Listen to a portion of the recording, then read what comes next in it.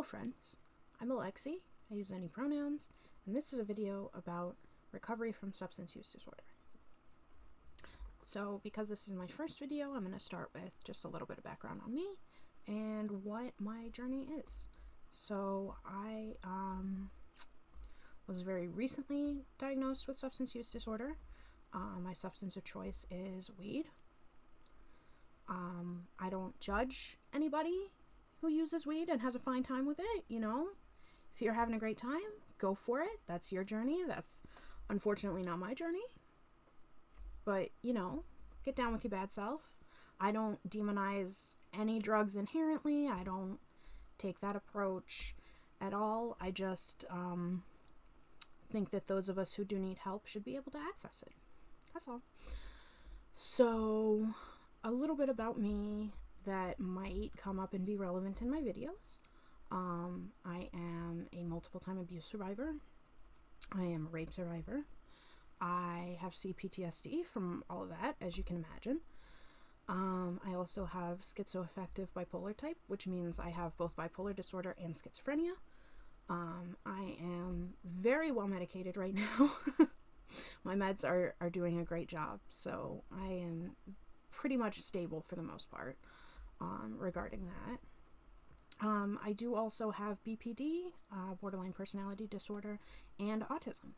So these are just some things that might become apparent through the types of things that I choose to talk about, or my behavior, or just comments that I might make. For example, I had a nightmare about my rapist the other day, and I might bring that up because it was something that caused me to want to use. So I will try my best not to get too in-depth or too triggering with these topics, but just to let you know, straight up, these are things that I will probably be mentioning at some point. So if that kind of content is not for you, totally cool. Go find something great to watch. There are tons of things on YouTube that are awesome. So with that out of the way,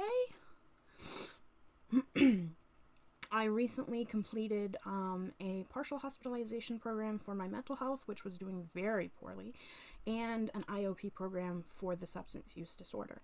So I have become used to having this kind of structure in my life, and because I'm unemployed because of the mental health struggles that had sent me to the PHP in the first place, that kind of structure is now absent from my life, and I am starting this series channel. I don't know what this is going to be.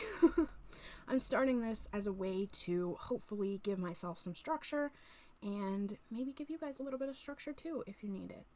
I hope to do these on a pretty regular schedule. I don't know exactly what that schedule is going to be just yet, but hopefully a pretty regular schedule. And yeah. So the first thing I'm going to start off with is check-in. We always started every morning at PHP and every beginning of group at IOP with check-in. I'm going to use the IOP check-in and then the GLAD system, which I will talk a little bit more about in a second. And yeah, so for IOP check-in, our first two questions were always the same, and then the second two changed, which is why I'm going to substitute that for the GLAD system, because I don't know how to come up with questions like Miss Lindsay did. She was great at it, and I'm not so great at it, so I'm just going to follow these easy-to-follow systems, and hopefully that'll do the trick. So for check-in, 2 positives from today is the first question. So my positives from today are, I did get up early enough when I wanted to.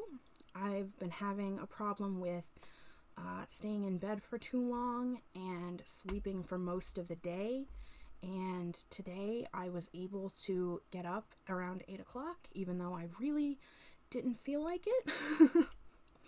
But then I thought to myself, I did get this new coffee creamer yesterday, and it tastes really good, so I want some coffee. So I was able to get myself up for the coffee.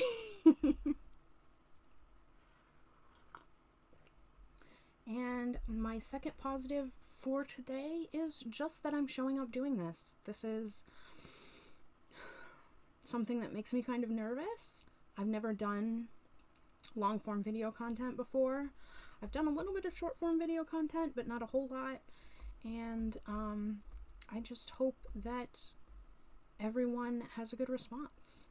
I hope that you, the viewer, are taking this in with good faith and kindness towards your fellow human beings. And I appreciate it if you are. So thank you. Thank you for being here. So after our 2 positives, the next thing we talk about is whether we had any urges or cravings the previous day or that day, because IOP was at 6 p.m. So we talked about the previous day and we also talked about that day. I haven't had any today. I did have some last night, but I kind of they weren't very strong cravings, so I was able to just ignore them. And I am lucky at that. The other night I was having some particularly strong cravings. I really wanted the feeling that it gives you. I know a lot of people, when they talk about weed, they talk about, having a body high where you can feel it in your body. And that was what I was particularly craving, was that body high, and not necessarily having to feel what's going on in my body, because it's not always comfortable in here. I'll be honest. I don't always jive with my body, so I've been doing better with that, but it's still a struggle. So sometimes I really want to get out of it and feel something different and feel the numbness and the weightlessness and, the way that weed and other substances can make you feel. And I know that I need to fight that. I need to feel what I'm feeling. I need to be present in my body and go with that flow, So that's about urges and cravings for the past couple days.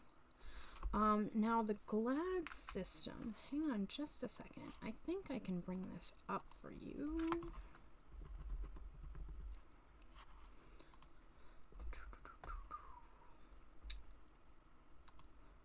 This is a PDF. Yes, I sure can. Let me just... Yeah, there we go. Okay. So, the GLAD technique is something of a journaling technique, but it's also helpful for stuff like our mental health check-ins, our substance use check-ins. So, something you are grateful for today. It goes in this acronym, GLAD. And it's something you were grateful for, something you learned, an accomplishment, and something that brought you delight. So something I was grateful for today is that I did have some weird dreams last night, but I didn't have any bad dreams last night. So I am chalking that up for a win, because I have been having some bad dreams lately, and luckily did not have any of those. I'm not going to go through all of these questions that they're listing. I'm just going to do the acronym. Something I learned today is this is something that I should have known. So a little while ago, I asked my partner who does all the shopping to buy us some frozen waffles, because I wanted to use those frozen waffles to make breakfast sandwiches.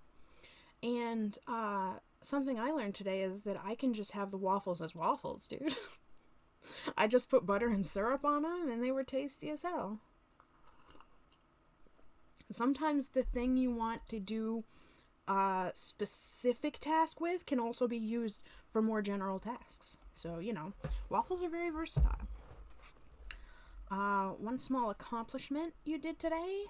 I am going to repeat myself, unfortunately, and bring this back to waking up early. This has been a big thing for me, especially because of my bipolar. When I'm in more of a depressive state, it tends to manifest in sleeping all day and not having the energy or motivation to get up and do things. And today I was able to wake up early. I feel that motivation, and I'm really feeling on top of my life. And I think that's awesome. And something that brought you delight today, I'm going to say this coffee creamer. It's Walmart brand pumpkin pie. It's not even pumpkin spice. It's pumpkin pie. And it is so good. I don't know why they're selling pumpkin pie in December, but I am so happy for it. And yeah, I'm going to link this specific PDF down below in case anybody wants to use it for their own and have that as a resource. Now, the other thing that we would do in IOP is go over some skills. A lot of the time, these would be some DBT skills that have effectiveness in the substance use issue. And the one I'm going to go over for you today is just such case. So, this one is a very helpful technique that I have personally used a couple of different times, called Improve the Moment. This is a distress tolerance skill that I have found particularly useful in avoiding cravings. Because the thing about cravings is when you have a craving, it doesn't last forever.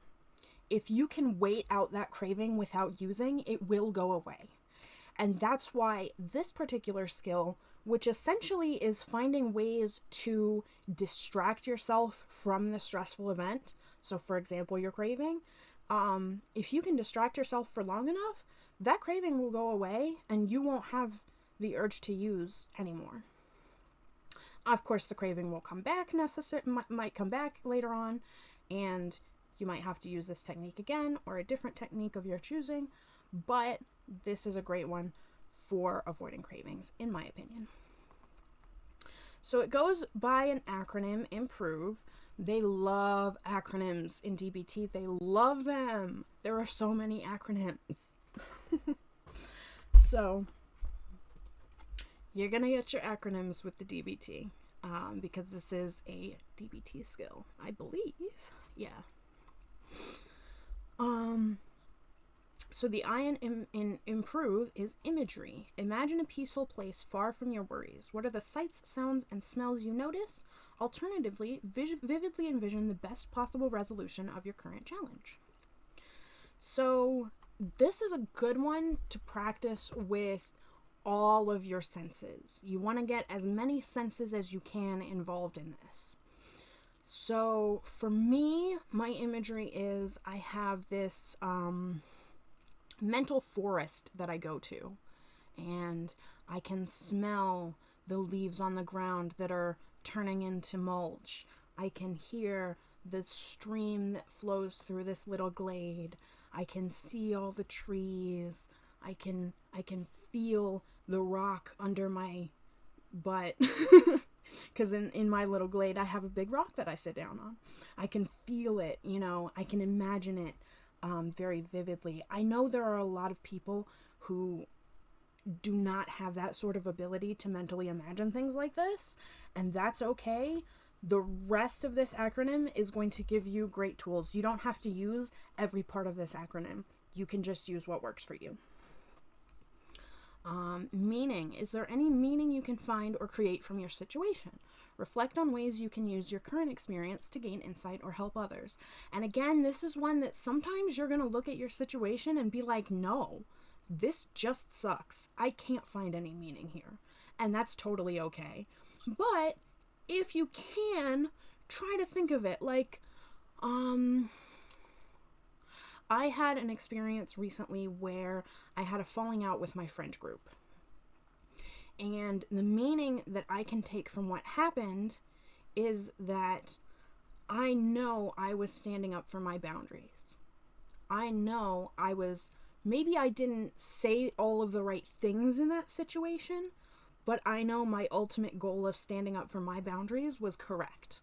And that's some meaning I can take from that situation, even though it was a crappy situation all around. That I'm getting better at standing up for my own boundaries. Prayer. This one's a little contentious, obviously. My IOP clinician would tell us that she would often substitute in the word peace for prayer. So the sheet says, use prayer to accept what you cannot control or seek guidance on navigating a difficult situation, connect with a higher power or your own wise mind. And it gives some examples. So you've noticed they give some examples for each of these. So you could literally say a prayer, you could repeat a mantra, you could list 5 things you're grateful for, you could meditate. I'm a huge fan of meditation, which reminds me, I did forget to do that when I woke up, so I'm gonna probably do that as soon as I'm done with this video. I like to meditate before I go to bed and when I get up. So meditation is a huge one with me, and that's one that's really interfaith and really interdisciplinary. You can do that no matter what your religious beliefs are. If you don't have religious beliefs, that's totally fine. You can always meditate. Meditation is great. So that's my recommendation for that. However, if you are religious, if you do worship or pray to a god or gods, perfect time. Go ahead and talk to them. See what guidance they might have for you. If you are a tarot reader, maybe you're going to pull some tarot cards or some oracle cards. If you are into the runes, maybe you're going to pull some runes and see what that has to say to you. So there are a lot of different kinds of ways that you can take this one, just depending on your own circumstances. It doesn't have to be literally like going to a Catholic mass, Although if that's for you, absolutely, 100%, go to mass. If that helps you with your cravings, go to mass, absolutely. The next one, the R in IMPROVE, is relaxation. Find a quiet place where you can practice a relaxation technique of your choice. If you notice your attention wandering back to your worries, gently bring it back to your practice. So the examples they give here are practice deep breathing, use progressive muscle relaxation, stretch, practice yoga. These are great practices. I would also recommend really anything that relaxes you. Is it taking a bath? Is it maybe a nice cozy hobby that you have? These can also, once we get down to the O and the V, these are also things that can slot into there. So some of these have overlap, and that's great. Overlapping things, perfect way to do this. The more ways you can find to help distract yourself and get yourself out of that craving mindset, the better you're going to be. So one thing in the moment, immerse yourself in a simple or repetitive activity that requires your full engagement. This could be a household chore or a mental task like counting or memorizing. So they mentioned chores here, and chores are great. Washing dishes, doing your laundry, folding your laundry, oh my goodness. But it can also be something that you actually enjoy doing too. It doesn't have to be like, go do your worst chore, and then you're miserable doing that, and you're thinking about how you have this craving. That's going to make you feel worse. Do something that's enjoyable that requires your full engagement. For me, one of my main things here is knitting. I really like knitting as a coping skill because it engages both of your hands at the same time. And if both of my hands are engaged, there is no possible way that I can smoke anything unless I put that knitting down. So one thing that has helped me is, for example, I'll sit there and say to myself, okay, I will get up when I am done knitting this row. And what often happens is by the time I finish knitting that row, the craving has passed. Or I will say I will get up when I'm finished knitting this row, and I'll accidentally have knitted like 5 or 6 rows and not realize that the time I was thinking should have passed, and the craving will be gone.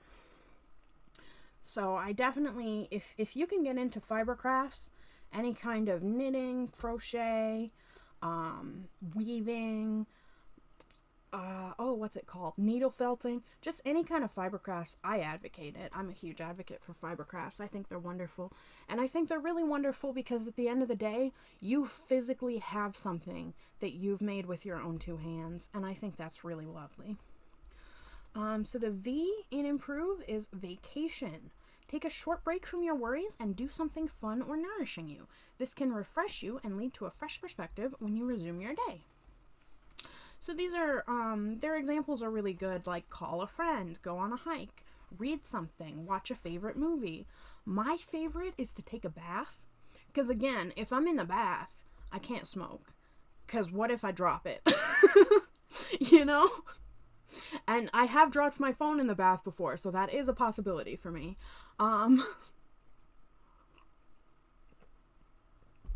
So I love to take a bath as my vacation, to take a short break. I think it usually leaves me feeling a lot better too. So not only has the craving passed, but also now I feel better than I did before, and that's going to make me want to use less, because I want to use because I feel bad, obviously. And then encouragement. Practice being your own best advocate by repeating words of support to yourself. Be sure to select a phrase that feels authentic and motivates you to keep going. Now, there is another whole worksheet that I will probably bring up at some point about positive affirmations, or I will find a different one for you about positive affirmations, because I'm not sure where they got the one that they gave us. But positive affirmations are really, really good, especially if I'm making an assumption here, but if you struggle with substance use, you probably don't have the best self-esteem. I know I didn't. I know a lot of the people around me don't. So positive affirmations, especially when you find or create some that really genuinely resonate with you, those are going to be very powerful self-talk skills to make sure that you don't fall victim to all of the negative mind traps that your brain is going to try to throw at you. Because we grow up in a society that is so negative, especially towards the self.